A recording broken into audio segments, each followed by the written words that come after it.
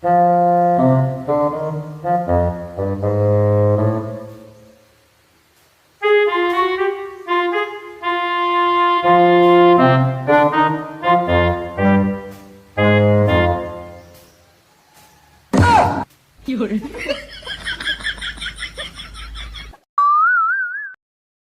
magno-Noche Buena nga ay pupunta kami sa Tayod para kumuha ng buko. Kanina pa nga ako tinatawag ni Mama dahil aligaga na siya na pupunta kami ng Tayod para kumuha ng buko na panghalo namin sa buko salad.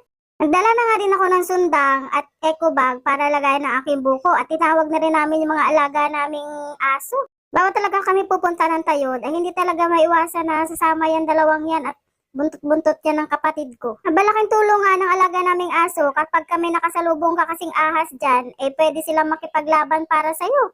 Hindi gaya ng ex mo, pa yung pinaglalaban niya. Iniwan ka na lang talagang tulala. Siguro naman dahil ngayong bagong taon ay magbabago na siya. Pero wag ka na rin umasa. Nandito na nga kami sa sapa na dinadaanan namin papuntang Tayod. Ilang araw nga na nag-uulan, kaya naman yung tubig dito sa sapa ay tumaas na. Medyo matagal-tagal na nga rin na hindi ako nakakadaan dito dahil madalas ay nasa layasan ako. Tuwang-tuwa nga yung kapatid ko kapag ka nababalag ako at nai-extra siya dyan sa likod. Tingnan mo naman at happy-happy na naman siya. Nadaanan ko na nga rin yung bahay ng kaklase ko ng elementary, kaya naman nakipag-usap na rin kami. At nakita ko rin na napakarami ng pusa nila dito. Pagkatapos nga ng maikli naming usapan ay diretso na kami at maglakad. Baka tanghaliin kasi kami kapag kumuha kami ng buko. Kaya ang gandahan nga ngayon dahil hindi naman masyadong mainit, makulimlim yung klima. Kaya naman okay lang kahit na pumunta kami at matanghalian kami dito. Ang problema nga lang namin ay wala kaming dalang pagkain. Kaya naman ako pag ginutom kami wala kaming kakainin kundi yung buko. Naisip ko nga habang naglalakad kami ay dapat pala ay nakabota ako kasi sobrang dulas ng mga bato kasi nga nag-uulan at nagbabaha dito.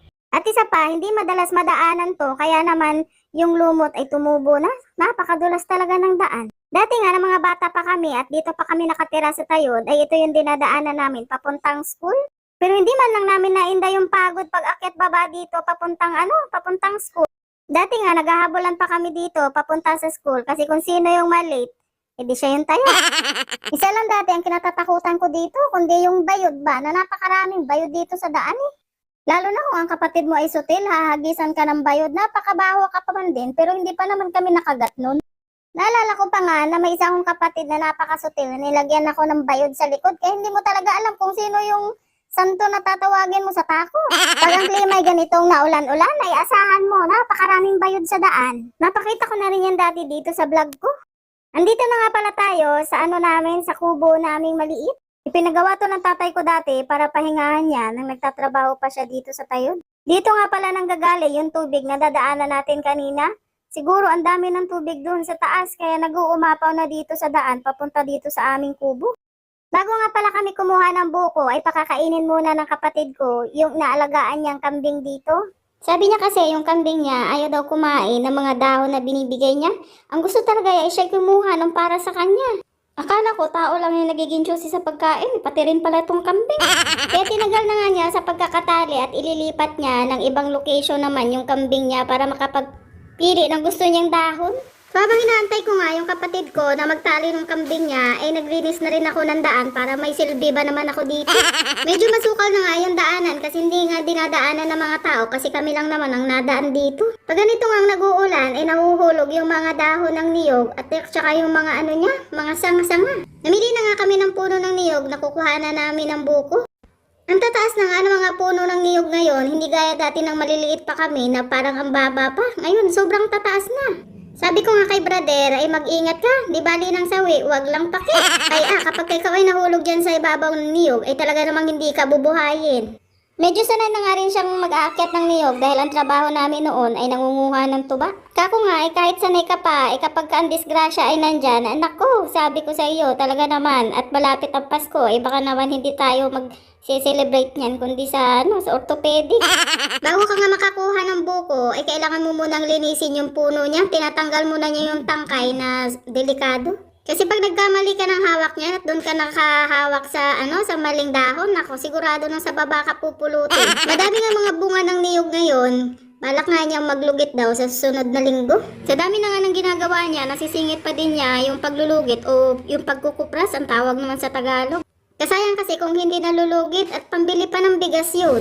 Dito nga sa probinsya, naku, katawan mo lang talaga ang kulang sa mga gawaing bukid. Dito sa probinsya, hindi ka magugutom kapag ka ikaw ang masipag at matyaga. Masakit na ang lieg ko, hindi pa rin nahuhulog yung buko. O ayan na, nahulog na. Sus, buti na lang, napinuna ako, di nahulog na yung buko. Kasi akala ko buko, niyog pala yung hinulog niya. Yung matandang niyog na pwedeng gawin ng panggata. Puro na daw matatandang niyog yung bunga, kaya yung hinulog na lang niya para lulugitin na lang daw niya sa sunod na linggo. Sa tagal ko na nga rin hindi nakakapunta dito sa Tayod, ay gusto ko rin maranasan kung paano na ba ang experience kapag ka umakyat ng niyog. Dati kasi nakakakuha kami ng buko, lalo na pag ginagawa naming merienda, ay nako, kayang-kayang akyatin. Teka, hindi ko pala kaya. Dapat pala nagdala na lang ako ng panungkit. May silbi pa. Pagkayabang-yabang, nagdala pa ng sundang, hindi rin pala magagamit. Ang kasama naming aso ay maligalig, akala ko may ahas na. Niyog din pala yung kinakahulan niya. Kaya ang ending, naging prinsesa na nakaupo sa tasa. Sa niyog pala. O adi, paano ba? Dito na lang tayo na magkikita at ako'y pagod na. Magdala ka na lang ng pagkain ha, para hindi naman tayo magutom rito. Wag na lang pala pagkain ang dalhin mo, katul na lang. Sus, napakaraki ng mga lamok dito, ay para kayo lilipad na. Buti talaga tong lamok ay naka-Noche Buena na. Lumipat nga na ibang puno si brother para kumuha ng butong at ayan nga at nakakuha na siya ng mga ilang piraso. Parang 4 lang yata itong nakuha niya sa una. Sabi nga niya, ibibiyakin na muna niya yung iba at pagkatapos ay kukudkurin ko muna tapos lilipat kami ng ibang puno para mapuna namin yung kulang pa. Nagdala na nga rin pala kami ng galon para lagayan ng sabaw ng buko kasi sayang naman kung itatapaw pa yung sabaw. Pag binili mo nga sa bayan yung buko juice, magkano din? 10 piso. Dito, wala nang bayad, unlimited pa yung inom mo. Ang sabaw ng buko ay gamot yan pag ikaw may kidney stone. Inumin mo lang ng inumin yan at sigurado magiging-clear ang yung ihi mo. Itong si Luchoy, ayaw yata akong pagbidyohin. Kanina pa harang ng harang yung katawan niya dyan sa camera. Tinudkod ko na nga yung buko at pagkatapos nito ay lilipat naman kami doon sa kabilang area. Kunti kasi yung buko na pwedeng gawing salad kasi yung iba ay matitigas na. Yung iba naman talagang magulang na kaya pwede na lang siya na gawing lugit. Pangit naman kasi kapag ang napili mo ay yung matigas na kasi hindi siya masarap. Binilisan ko na nga yung pagkudkod ko dahil susundan ko pa yung kapatid ko sa kabilang puno at doon daw kami magkukudkod ulit. Habang nga nagkukudkod ako, ipanay din ang subo ko at parang nagugutom na rin ako. Tapos na nga ako magkudkod dito at lilipat naman ako doon sa pangalawang puno na pinagkuhanan ng kapatid ko. Nilambitan ko nga sila kasi may kinakahol yung aso namin.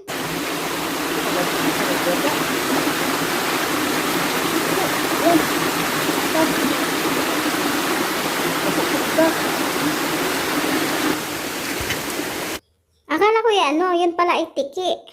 Yung aso pa naman namin, basta may naririnig yung kaluskos, ay siguradong kakahulin at kakahulin yan hanggat hindi niya nakikita, hahanapin talaga niya yan. Kinuha ko na nga din pala yung isang buko na nahulog dun sa hindi kalayuan, kaya ilalagay ko na para mabiyak na niya ng kapatid ko. Kinudkod ko na nga ulit yung buko na kinuha niya nitong pangalawa. Kailangan makatapos kami dito bago mag-lunch para doon na kami kumain ng tanghalian sa bahay. Dito sa mga nakuha namin buko, may nakuha kaming buang o yung kalahati hindi pa buo. Dati, mas gustong-gusto namin tong buang na buko kasi nga mas malinamnam siya kaysa sa regular na buko. Kahit na nga ba siya matanda na yung niyog na ginagawang panggata, basta buang siya, mas malinamnam talaga siya. Nakukutusan pa kami nito dati kapag ka nag-aagawan kami dito sa buang. Pero ngayon yung buang hindi na pinag-aagawan, nilalagay na sa mental. Ay siya. Kung saan na naman napunta yung usapan at napunta na naman sa buang. O siya, di paano ba? Tapos na kami magkudkod at pauwi na kami. So paano ba? Maraming salamat sa panonood nyo. Bye! So bago nga matapos itong video ay magpapasalamat ako sa inyo sa lahat ng mga followers na sumusuporta at nanonood ng mga videos ko. Maraming salamat sa inyo and Merry Christmas!